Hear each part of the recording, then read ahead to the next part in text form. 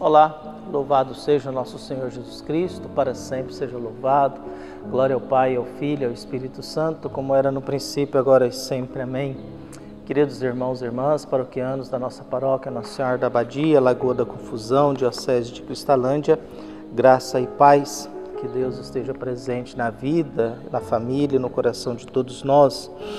2 de fevereiro, dia da apresentação do Senhor, e nessa festa, aqui nos diz: em conformidade com a lei de Moisés, 40 dias após o nascimento de Jesus, Maria e José levaram Jesus a Jerusalém a fim de apresentá-lo ao Senhor. Essa festa da apresentação teve origem no Oriente e era celebrada no dia 15 de fevereiro, 40 dias após o nascimento de Jesus, celebrado em 6 de janeiro. No século IV, a festa se estendeu ao Ocidente e passou a ser celebrada no dia 2 de fevereiro, 40 dias após o Natal, celebrando no Ocidente em 25 de dezembro. Inicialmente, em Roma, a apresentação foi unida a uma festa de caráter mais penitencial. No século X, na Gália, essa festa foi organizada com uma solene bênção das velas e procissão que ficou conhecida popularmente como Candelária. A apresentação do Senhor encerra as celebrações natalinas e, com a oferta da Virgem Mãe e a profecia de Simeão, abre o caminho novo para a Páscoa. No Evangelho que nós temos de hoje, tirado de Lucas, capítulo 2, versículos de 22 a 40. O Senhor esteja convosco, Ele está no meio de nós. Proclamação do Evangelho de Jesus Cristo, segundo Lucas. Glória a vós, Senhor. Quando se completaram os dias para a purificação da mãe e do filho, conforme a lei de Moisés, Maria e José levaram Jesus a Jerusalém a fim de apresentá-lo ao Senhor, conforme está escrito na lei do Senhor. Todo primogênito do sexo masculino deve ser consagrado ao Senhor. Foram também oferecer o sacrifício, um par de rolas e 2 pombinhos, como está ordenado na lei do Senhor. Em Jerusalém havia um homem chamado Simeão, o qual era justo e piedoso, e esperava a consolação do povo de Deus, de Israel. O Espírito Santo estava com ele, e lhe havia anunciado que não morreria antes de ver o Messias que veio do Senhor. Movido pelo Espírito, Simeão veio ao templo. Quando os pais trouxeram o menino, Jesus, para cumprir o que a lei ordenava, Simeão tomou o menino nos braços e bendisse ao Senhor. Agora, Senhor, conforme a tua promessa, podes deixar teu servo partir em paz, porque meus olhos viram a tua salvação, que preparaste diante de todos os povos, luz para iluminar as nações e glória do teu povo Israel. Palavra da salvação. Glória a vós, Senhor. Queridos irmãos e irmãs, no dia da apresentação do Senhor, 40 dias depois do Natal, aqui nos encontramos para essa solenidade. O Evangelho apresentado para nós de Lucas, porque Lucas é aquele que faz as narrativas da infância de Jesus, e graças a isso nós temos conteúdo para o Natal, nos apresenta esse momento em que 40 dias depois do nascimento era necessário fazer a purificação da mãe, e sendo o primogênito masculino, era consagrado a Deus. Depois se oferecia animais para a purificação da mãe e também se oferecia um sacrifício para resgatar aquele que estava consagrado a Deus. José e Maria são pais religiosos que respeitam a tradição e cumprem os mandamentos. Tanto que José é considerado como justo. E é interessante que no Antigo Testamento, antigamente, Deus era conhecido como justo. Então, falar que José era um homem justo é quase dizer que Deus... Ele é igual a Deus, ele se comporta igual a Deus, viu? Porque o nome de Deus em alguns lugares era considerado Deus justo. Então, José é um homem igual a Deus no sentido que faz como Deus e age como Deus. No meio dessa família cristã, no meio dessa família religiosa, temos esse ritual que acontece. A diferença é que não se fala que foi oferecido algum sacrifício para resgatar Jesus, que foi oferecido a Deus e consagrado a Deus. Porque o método de oferecer um sacrifício resgatar é que esse não teria obrigação de viver servindo a Deus a vida toda. E Jesus não é resgatado.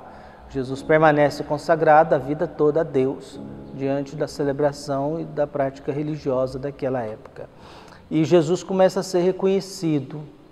E é interessante, vem Simeão, depois vem Ana, um homem e uma mulher, 2 idosos que passaram a vida esperando algo. Simeão passa a vida esperando algo e há uma promessa: você não morrerá sem ver o Messias, você não morrerá sem ver o Salvador. Há uma promessa na vida dele. E quando ele, movido pelo Espírito, é o Espírito de Deus que o leva ao templo, ali ele se encontra com este casal e reconhece o Messias nesse recém-nascido. Pega-o para o braço, dá bênção e diz que agora o seu servo pode ir em paz, porque eu vi a salvação, eu vi o Salvador, posso morrer em paz porque eu vi esperança, eu vi que a vida não vai ser condenada ao fim. E Simeão faz um discurso muito interessante, viu? Simeão os abençoou e disse a Maria, a mãe, ele fala para Maria: este menino vai ser causa tanto de queda como de reerguimento para muitos em Israel. Queda e reerguimento significa que ele vai alterar a organização da cidade, do mundo, ele vai alterar, quer dizer, alguns aí vão rodar e outros serão erguidos. E essa aí que vai ser o grande problema, porque a queda e o reerguimento não é na lógica econômica, mas é na lógica de bênção de Deus. A queda e o reerguimento não está na lógica econômica de poder, mas está na questão da bênção de Deus. Os fariseus e doutores da lei, que são considerados os abençoados, os queridos de Deus, vão cair. E os pobres, que são chamados de maldito, que não servem para nada, que são pecadores e têm salvação, serão reerguidos. Essa é a diferença. Eles serão um sinal de contradição. A contradição de Jesus acaba sendo aquilo que eles esperavam um Messias guerreiro, tipo de Davi, rei, né, que assumisse o poder, um Messias na lógica do poder de governo, do poder de organização, de assumir o poder econômico, o poder de governo, de comando da nação. E Jesus não, Jesus vem como servo, vem alguém que lava os pés dos outros, que encosta em doente. Jesus vem de outra forma totalmente diferente, viu? Por isso ele é um sinal de contradição. A contradição é de que ele, como filho de Deus, não está de acordo com aquilo que é o mundo religioso da época. Assim serão revelados os pensamentos de muitos corações. Essas coisas que eu acho bonitas, essas frases. Pensamentos de muitos corações significa aquilo que é o mais verdadeiro dentro de mim. Porque coração é o território dos sentimentos. Quer dizer, para o povo da Bíblia é o território da razão. Mas para nós também, do coração, saem nossos sentimentos. Para a Bíblia não, o sentimento sai das entranhas, né? Mas para nós os sentimentos saem do coração. E aí os pensamentos de muitos corações significa que a gente vai saber a verdade de cada um, viu? Não na esfera moral, porque Jesus não entrava nisso, respeitava muito a intimidade, mas na esfera de conduta diante do outro, de responsabilidade social, de responsabilidade familiar, de responsabilidade para com o mundo que Deus nos deu.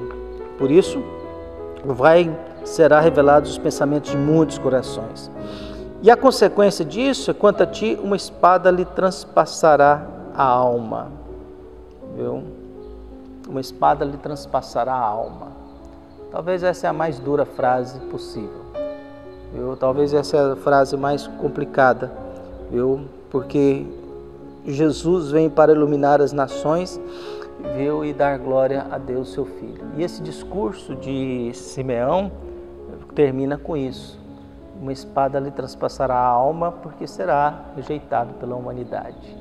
Hoje nós apresentamos o Filho de Deus, e esse Filho de Deus daqui a uns dias será rejeitado numa sexta-feira santa, véspera da Páscoa. Que Deus abençoe a todos nós, nos dê coragem para que tenhamos essas atitudes e, acima de tudo, sermos capazes de pedir a Deus que ilumine o nosso coração sempre. Um abraço e até mais.